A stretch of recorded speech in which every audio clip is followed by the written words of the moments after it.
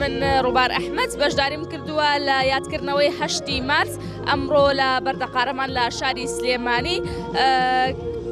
قرار بوو دوێنێ و ئاهەنگە بکرێ بەڵام بۆی نالەباری کەشوهاوە ئەنجام نەدرا.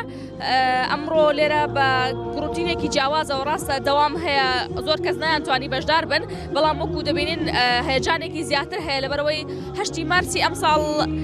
جیاوازیەکی زیاتری هەیە لە ساڵانی پێشوو کە ژنان زیاتر بەرەو پێشچوون، ژنان زیاتر هاتوونەتە دەرەوە، ژنان لە زۆرترین بوارەکانی ژیاندا بەرەو پێشەوە چوون و بە هەمان شێوە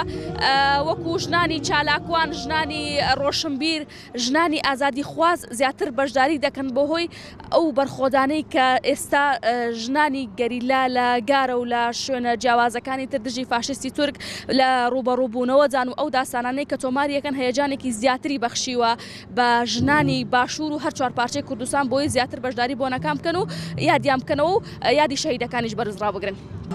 وەک ژنێکی کورد پیرۆزبایی لە هەموو ژنانی کوردستانەکەم و بە تایبەت ژنانی کورد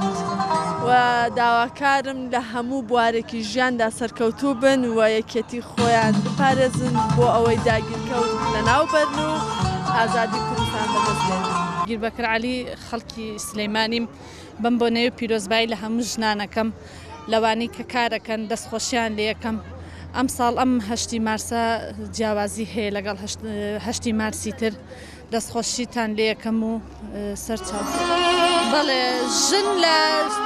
داگیرکەری تورکیادا هەموو چالاکیەکانی خۆیان بردوۆتە سەر پیرۆزبایی لە هەموو هەواڵانی ژنەکەم لە سەرۆک ئاپۆ دەستخۆشیان لێ یەکەم هیواداری سەرکەون دوژمن بڕوخێ ئینشەڵڵا.